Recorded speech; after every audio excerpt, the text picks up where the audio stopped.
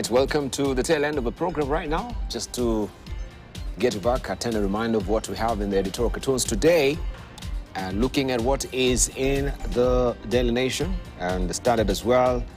And there they are, outside State House, as you can see it, cabinet, dismiss or dismiss. And that was the dice that was cast. It seems the president had a Hobson's choice, yeah. That was the only alternative, dismiss, according to the calls of the Gen Z, who they've been very active on social media. The only person who actually seemed to have survived by the skin of his teeth, as is being depicted here, is the Prime Cabinet Secretary. This is the Daily Nation. I did it, right? Is now the president telling the Gen Z, sawa zaks, sasa anguka nayo. Anguka nayo, that is the gorilla there, which is a graft ink. As we know it, we're trying to stanch the flow of corruption also in the government. Anguka nayo. And that is literally the cabinet, as you can see it. Right? And some of the drawers, of course, have been falling off. Only two. One is patched there, that is the deputy president, and also the prime cabinet secretary, as you can see it here. All of them now, they're down there, anguka nayo. Going with that particular bit that we know it, the cabinet and the wheelbarrow, yeah, that is the wheelbarrow now, which has also dropped off the cliff some of his cabinet secretaries. And of course, also on the back of the president, there's still one who's playing the violin.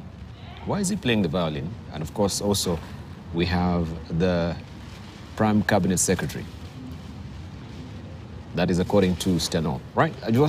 We want to continue the conversation. Let's just hear from you, Professor Kindiki, on that particular note of the advisors. So technically, as you see it, we don't even wait for the 50%. It seems most of the advisors will be going with the cabinet secretaries. That's a done deal. They're gone, all of them. Yeah, thank you, Dibar. The issue of advisors is, I think every leader needs somebody to advise him or her, and I think there's nothing wrong having them. But if they are not useful, the same leader can make changes where possible, and he thinks that they are going to deliver. Mm. So for this case, you were talking of the parallelism of the cabinet and also other people who act as if they are cabinet. But remember, these advisors, they have the delegated power. You know, it's not formal, but it's like informal, because if, for example, you advise on a certain issue of which has been delegated to you, remember, you will be working just like the person who has appointed you. But you should not go to an extent of making the person who is officially appointed on the area, maybe the docket you are giving the advice, not feel that it's inferior in any way, because it's also governed by the Constitution on the roles and the responsibilities and duties that are supposed to be done. But you see, if there is such a thing, that is a human error, and it should not be really condoned. So that's why it is also good to have advisors who are effective, who are going to deliver, people who have also respect other people, they know the issues of democracy, human rights, and all that. And to gauge that, that's what the problem is.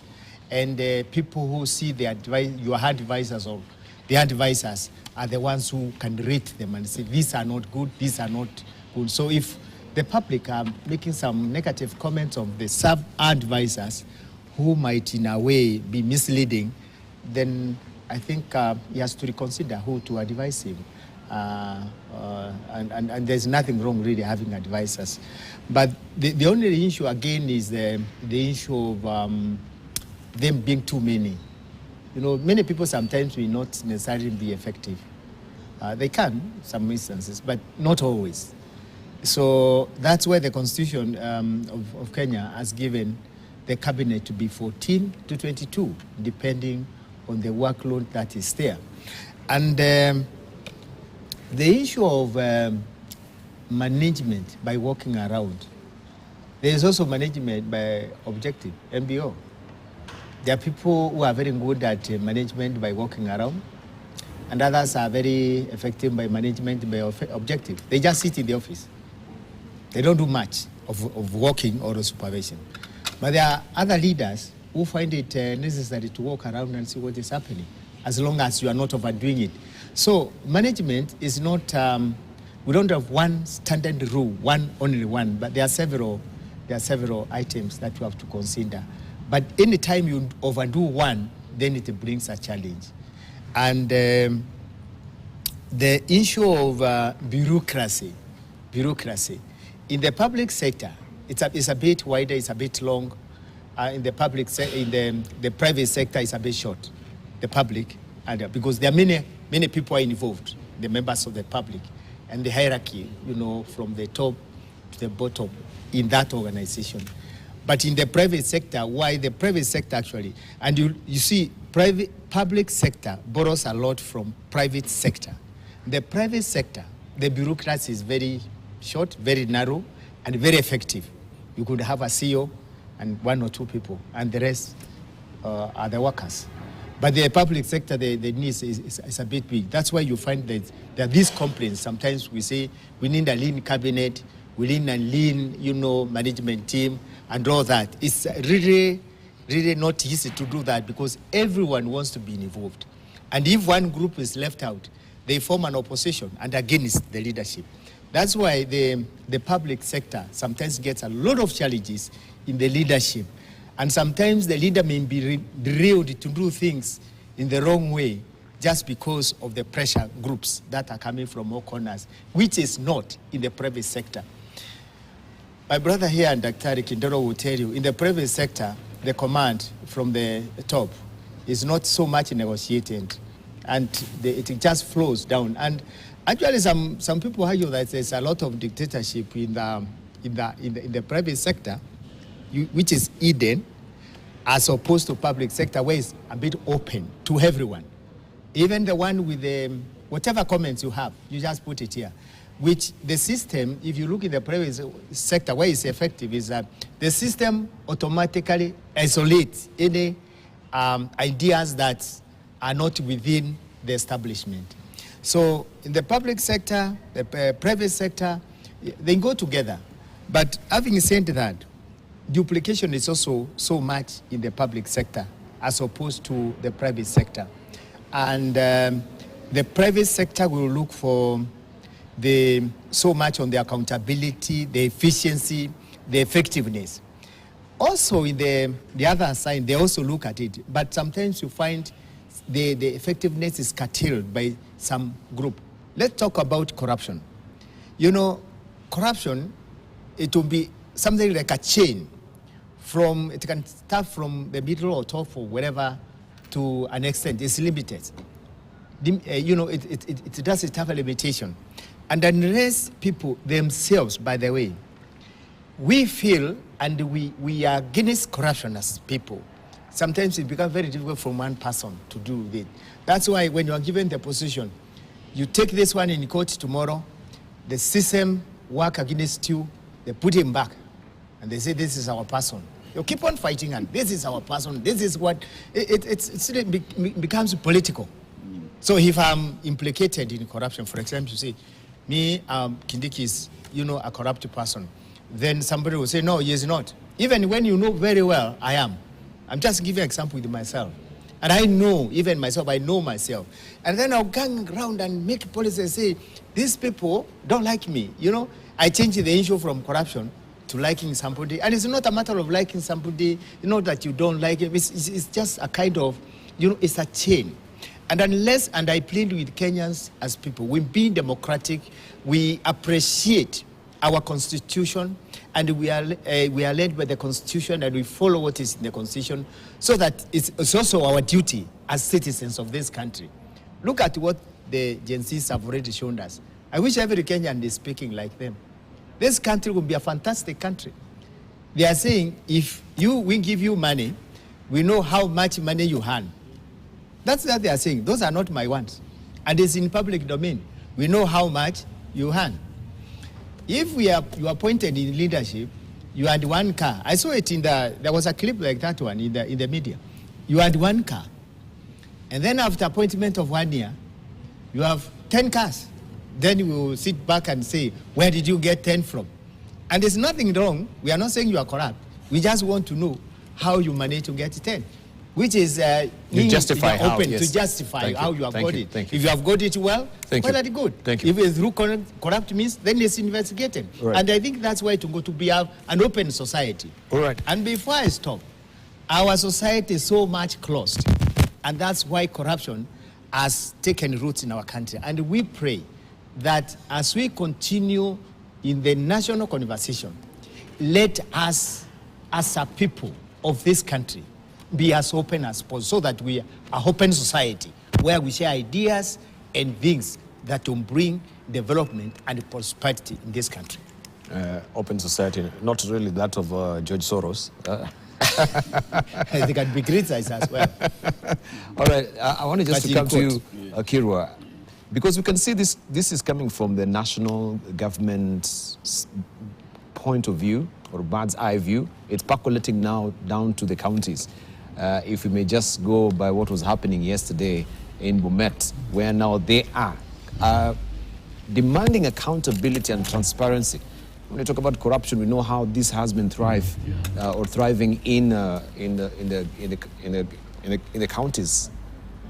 We have 600, commercial bank accounts that have been opened by these counties. People, and the regulation is very clear that you have to bank with the civic at the end of the day. So the young, all the youth, they're carrying placards, they're carrying figs, and they are going to the offices of their counties and demanding accountability how the money is being, spent. Because there have been questions which have been raised by the Auditor General, and nothing has come to bear. They're always decrying the fact that this tranche of money is not being disbursed from the consolidated fund or for the exchequer to the national, to the county level, but we don't see any fruits that is coming from these monies. Yeah, thank you, Dibal, for this opportunity at this forum, because we've been ventilating some of these issues, but at times we don't come out as clearly as we should. I hold this opinion that devolution came in at the right time, and is a very useful tool for purposes of reaching all the outlying institutions outside Nairobi. But it has come also with a curse, and that curse percolates down all the way to the ward, where there is somebody called MCA. For example, in Trans Nzoia, every year, they are given about 25 million to decide what to do with that money within certain parameters. Then there is the CDF that is domiciled at the constituency level. Then there is now the county. In my own honest opinion, this money ought to go there.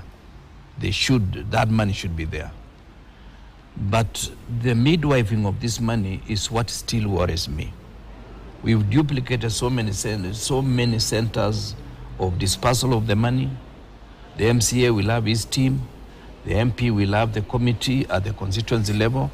The governor will have his team of both the administrators in every locality at the constituency level and all the way up to the ward level. And he has also his cabinet. So it becomes a bit murky, in my opinion. My take, if it was just to use a simple line, is to know this is money to Kablamai, which is a ward represented by MCA, 25 million. This is money to Cherangani constituency, 165 million. This is the money per year. This is money to Trans Nzoia County, possibly 6 billion. Of this 6 billion, how does it percolate down? But there should be some skeleton team to deal with the dispersal of this money away from the MP, away from the MCA. The governor, yes, because he's elected as the chief executive of the county, but he must also have clear checks and balances, because the 25 million I was telling you is given courtesy of the governor. This therefore means the governor is indirectly bribing the ward leader for him to listen to him or her. This, therefore, is not really stipulated in the books. The one for constituency is the same, but they give a lot of leeway to the MP.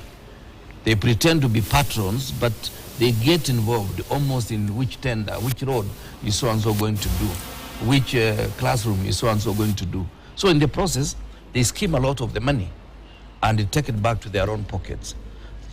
That's why somebody can spend almost 100 million to be an MP, knowing that in 5 years, if he's able to skim 50, he'll be $500 million worth of an individual. So this is what is worrying me. We have devolved corruption all the way to various localities, and we don't seem to have capacity to rein in bad manners. Why? The Office of Controller and Auditor General is already burdened by the National Audit Office. At the level of the ward, at the level of the county, at the level of constituency, yes, their presence is more superficial than critical. And this is something that I feel, as a nation, we need to address that as a way of getting out of this mess. Otherwise, after 20 years, we'll have given a lot of money, trillions of shillings, to various localities, but there will be no evidence of the money that we gave out. Mm-hmm. All right. Let's hear from Dr. I think, devolution was a great idea. And the expectations for devolution were very, very valid, because you're giving money to the people and they determine at the local level how that money would be used. And the unfortunate thing is that the county governments have become basically salary payment bureaus, whereas the law requires that, you should not spend more than 30% on payroll, on payroll and expenses. But here they go up to 80, 90, and at the end of the year you still find. Actually, the amount of money that counties owe in unpaid bills probably is approaching 1 trillion shillings at the moment. People have worked for county governments and people have gone broke. People have died. People have committed suicide. The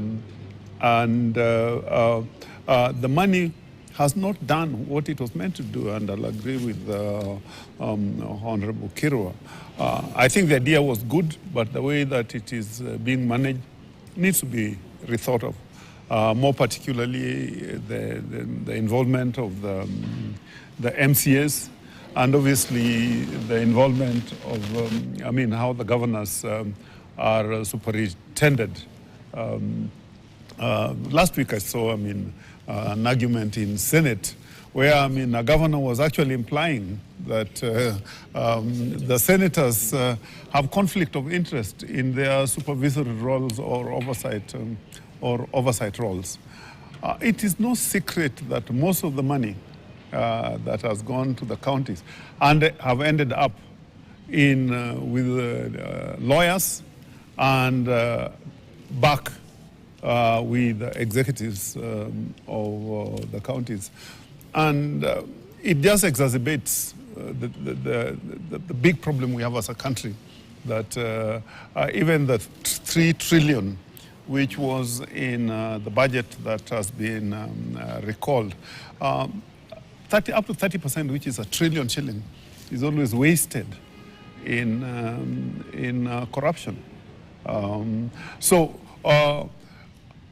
Not only what is happening in the national government should not just stop there. It needs to go down to the counties, because the counties are getting up to 30% of the national expenditure. And I was quite happy to see what happened in Baringo. I've seen upheavals and volcanoes coming out in Homa Bay. I hope the same will happen in our great city where I was once a governor, so that services can actually reach to the people. The other sad thing is that the audit, and I believe we are going to talk about the national debt and the audit of the national debt, they are complicit in in the theft, both at the national level and at the county and at the county level. So we must come with totally different, and I believe nothing short of it will be nothing short of relooking at our constitution, especially the part that deals with the devolution. But I want just to ask on the aspect of digitization, because we saw also in Nairobi County the offices were up in flames, the City Hall, because allegations are coming to the fore that maybe this is a scheme to burn up some of the records there, so that at least you can't trust the accountability trail at the end of the day. That's why I was asking, in a government that is touting itself to be so on the digital highway, why would we be having still these records on hard copies and not really digitized, so that at least some of these crucial records are actually in the iClouds? I'll talk about Nairobi City County because that's where I was governor. Because when I became governor, what they used to collect was 6 billion shillings.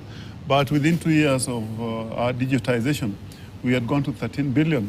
And last week I saw them saying that they've passed my record, which is not true. I've got the records of all the way up to 2024. Nobody has beaten my record in 2016, where we collected 13 billion shillings. And it was due to digitization. And we know that people resist digitization because it closes loopholes. And I think the best way, and we lauded even the current government when the government said that we need to centralize all the funds collection, and it must be in a digitized manner. So even, I mean, I run a small kiosk. Where I sell samosas and mandazi. And I've insisted that we don't collect cash. People pay for tea and mandazis by M-Pesa because it's a lot less easier to pocket. This kiosk That is running a kiosk. this kiosk, we need to be invited to this kiosk at the end of the day. So that we appreciate the mode of payment. Yes. You know, he's talking about the size of his dream. The size of his dream is so big that what he's running must look like a Kiosk. But I think the principle what I was trying to demonstrate, that I mean you digitize and you go into electronic mode of management on information and records and electronic mode of payment, you reduce absolutely the potential outflows. Yes, right. And people tend to frustrate digitalization because they know that it's going to shut the loopholes. You see, part of our problem, or what may even be the crux of the matter, is that we are thieves. We want to start by just saying we are thieves. Wezi. Even this thing which we call corruption is deodorizing theft, perfuming it, making it smell less terrible than it is. But these people we are talking about are thieves. Yeah? That the Anti-Corruption Commission that was headed by Justice Aaron Ringera conducted an audit in this country, and it was established that 6 out of 10 people who report to work everywhere in this country in the morning are thieves. They go there with the intention of stealing. 6 out of 10. And then 2 out of 10 go there not intending to steal. But if they see an opportunity to steal, they will steal. Therefore, 8 out of 10 people reporting to work, including in this entity where we are now, including everywhere in government and in the offices there, including in petrol stations there, including in the church, they are thieves. They are going to steal. They'll be looking around for an opportunity to steal. So, Gen Z are leading us now to the path of what is called eternal vigilance. That we are going to have to be eternally vigilant. The 2 out of 10 who are not stealing, we must expand that space so that we have more. And some of these, we just have to make it difficult or impossible for them to steal. Regarding devolution of development, I have never personally believed that legislators should be involved with the handling of any funds that are going towards development. It's not their role.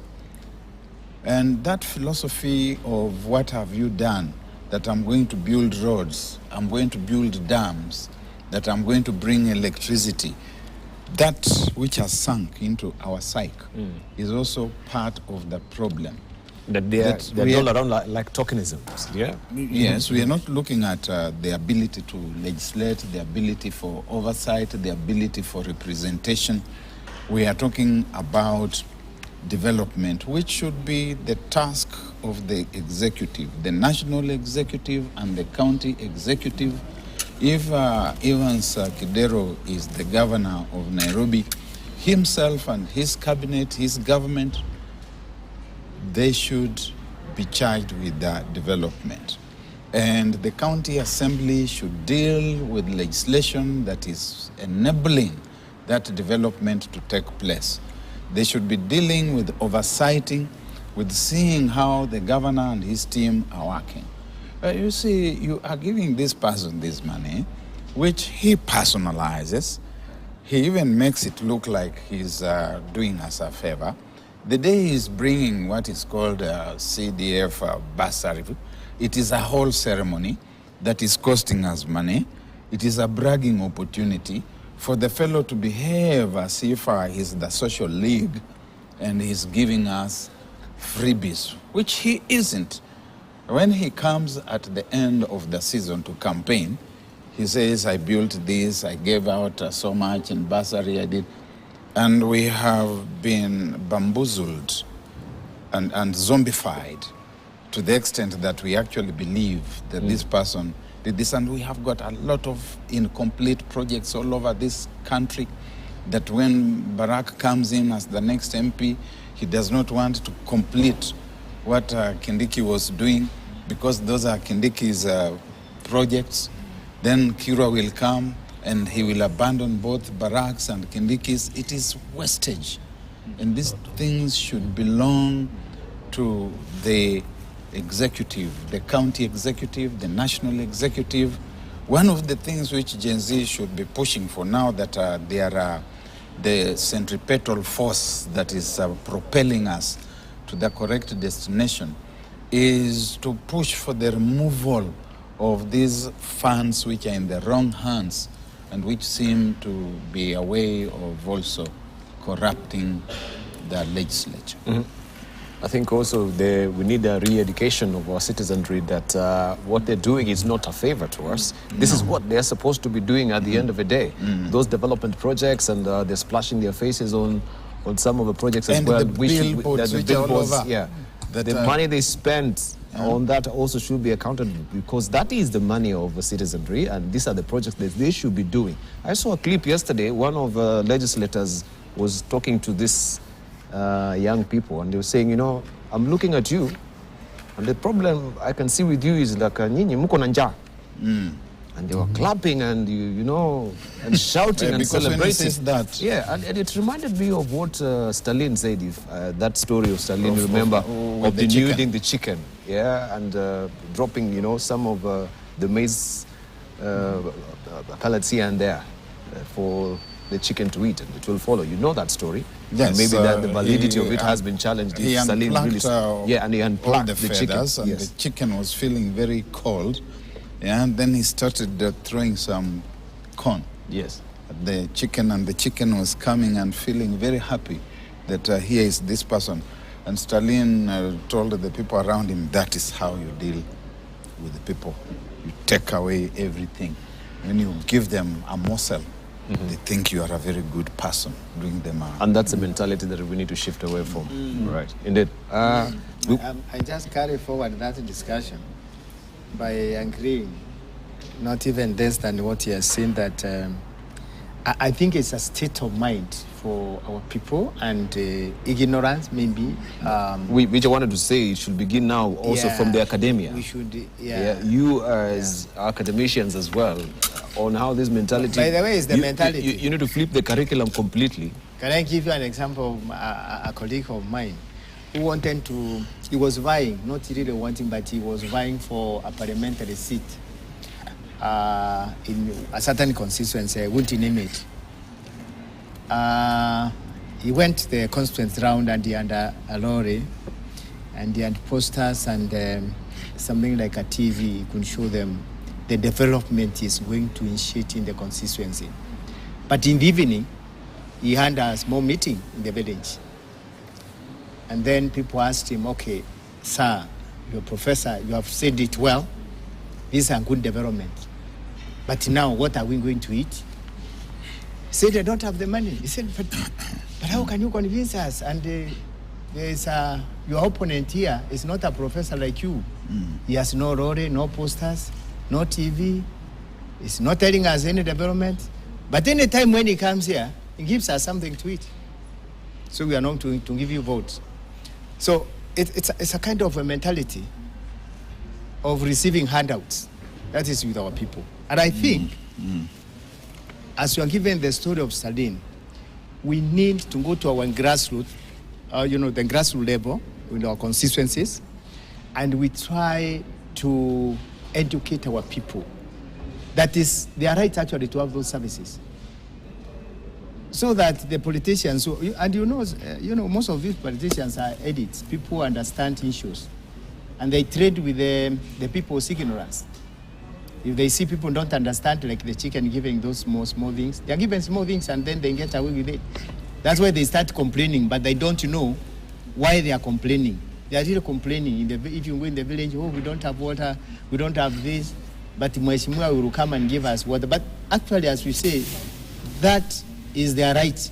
And if citizens know their right, and then we are going to have a tremendous development in this country. That is the biggest challenge. But now, who is going to do that, and how do we do it? I think should start with all of us, wherever we are, in a small way, in a big way, all of us. Because there is also a mentality that once you are elected the member of parliament, you are you are governor or member of parliament, you are senator we are talking of the counties in the devolution, you are going to have some magic and bring development. That is the mentality of the people. But it's not you, actually. You're only a leader trying to suggest some proposals of the development. But the people should also embrace so that we move together. And there is that disconnect in our society. But having said that, it's the failure of the elites. Because when you are educated and when you have the knowledge is shared. But the way you see corruption in terms of monetary, we also corrupt in the knowledge that we have. We don't want to share with people. Like now, where we are in the live TV, many people are watching maybe what we are discussing, and they get ideas. But then there are people who are very mean, even with ideas in the village. Those educated people, when you are educated, you move away and live there uneducated in the village. And that has been the trend of moving and living. You are educated purposely, and you go to schools, you go to the local areas, children will tell you, when I get education, I'll look like so and so who went to town. So now who will be left in the village to educate the people uneducated? I think that mentality is flipping completely, because if you could hear also what the Gen Z are doing on social media, especially even with the finance bill, where they took it and teased out some of the salient issues, right? And localized them to their language and told people you can actually join the express. And this is how we're going to explain the finance bill is. I was coming there. We are coming to a new revolution where this knowledge is going now to be dispensed to the local people in their own language to understand. And because they've seen this is a failure of the society, especially for the elites that you're talking, the academicians as well, that we wait for NGOs to come and give us civil education. Education. They are taking it to with their own hands, or to their own forums as well, to teach this people in the village who do not really understand some of the concepts. And I think that's a powerful thing. And that's why we are saying, I just want to put a full stop. I'm saying that there is that gap which has been going on for a very long time. Thank you. I know a small group now, not a small group, but a big group, a huge group of unemployed, learning people in the villages now, in our local areas, are starting to understand that our leaders have failed us. And therefore, let's come up and now fight for our life. And that's where we are. Thank you. That's one aspect they've understood is we the people. Yeah, we the people. We power. the people, yes. But you remember the last time, I think that was 3 weeks ago, when we were in this panel and we were discussing the finance bill. And we did say that the people who let down the government was, what led down the government was communication. It wasn't properly explained. And the silent features never came out, and probably people's voices were not fed back. So even after some of the offending clauses had been removed, like on bread, like on motor vehicles, like on money transfers, the people were not satisfied because communication was not effective. So what's happening? And I think Barack, as a communication expert, they need to help us do more work on that, even add to what the agencies are doing, is make communication more clear and more succinct, and in a language and in a manner that people can understand, even using our cultural ethos to explain explain these things. And you'll recall that the president, apart from what we said, when we said that, and the president said it, that his people, his communication team, really let him down in dissemination of the contents of the finance bill. But that's now water under the bridge. We just hope that the next bill that will come will be managed much better with much better communication. And what you said earlier also, the aspect of public participation, very robust. Yes. Now that we know it is in that particular space, they don't have to wait in the county forums and the city halls or the town halls. They can actually do it on X space. I mean, they've opened those forums as well digitally. Yeah, right. But I've just seen, I mean, time is really going on and we haven't talked Could we reserve that? We won't give it justice right now because we were remaining only 5 minutes, and I think that still is a developing story. We can always carry it forward as we see what will be the latest development from the courts as well. Let's just hear from Honorable Kiro, and then we get rounds of our closing remarks, if you may bear with us on that particular note. We're in agreement that we can pick it up next week? Yeah. Yes, please, so that we give it justice. We don't want to speak, then I just cut you short. My prayer, and this, shortly, yes. Yeah, my prayer is that I hope our young generation, the Generation Z, will be able to embody that kind of spirit throughout, because they are going to hold offices tomorrow.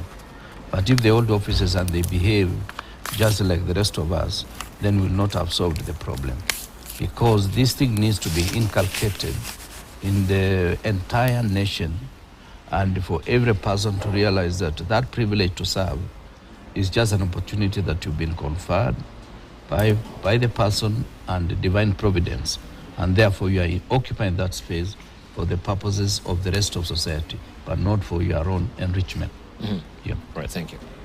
Kindiki, your closing remarks? My closing remarks are that let's leaders in this country embrace democratic principles, human rights, and justice in the administration of their governance in their respective areas.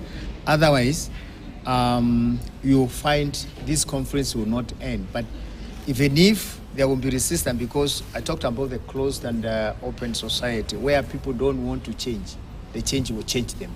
And it's a matter of time. Thank you. Thank you. Dr. Closing remarks? Dr. Kidero?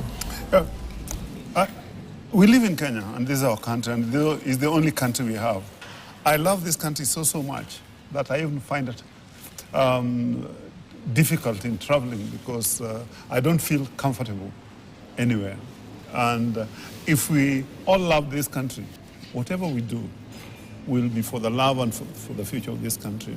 And my plea would be, and as the president has said, that he's going through a period of self-reflection and self-discussion, and of course he's consulting widely from various sectors, various areas, and whatever decision he comes up with, I believe it will be the decision that is good for this country.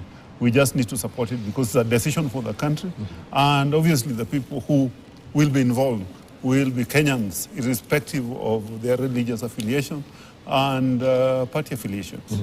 Indeed, indeed. Dr. Barak? Yes, you know, this is a very baffling season, very also exciting.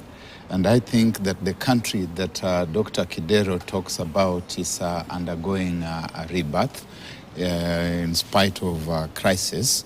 Indeed, all moments of being born are crisis moments because we don't know what will happen in the labor room. Now, the president, Dr. William Ruto, is at the center stage, and he should not waste the crisis. He should remember what the poet said, that some people are born great, others become great, and others have greatness thrust upon them. And crises are such moments as thrust greatness upon people. How he handles himself and this situation is going to determine whether he belongs anywhere within that prism. And so he should think about the country. He has done something about the cabinet, but there is that cabinet that is informal, the informal government. He must also deal about it, and he must go flat out to bring about reform. And for Gen Z, carry on. Don't give up. Don't stop. You are the new force, the new energy that the country has got, and just keep us going. All right, don't stop. Keep on going. Thank you very much, gentlemen. I really do appreciate your sentiments this morning. Very cordial discussion on the national issues, where we are at as a country, a moment and a cusp of a rebirth that we were going through, a point of inflection that will dramatically change the paradigm shifts that we've had so far, the corruption that has been baked in the system. This is a moment that we can lance this particular boil and stop the stench or start the flow of corruption in this country. We've seen that, the purging of the cabinet right now, waiting for new faces, and of course, new lease of life in terms of governance of this country as well. And as I always say, David Wilkerson saying, do not waste your afflictions, but learn from them. And it's a moment for learning for all of us in this country, as the president also is in a time of reflection to take this country forward. We need to support him. And of course, we need also to align with some of the policies that he's putting in place. Some will question and some will agree with them as well. Thank you for watching Uongozi today here on Morning Prime. News Diary is up next.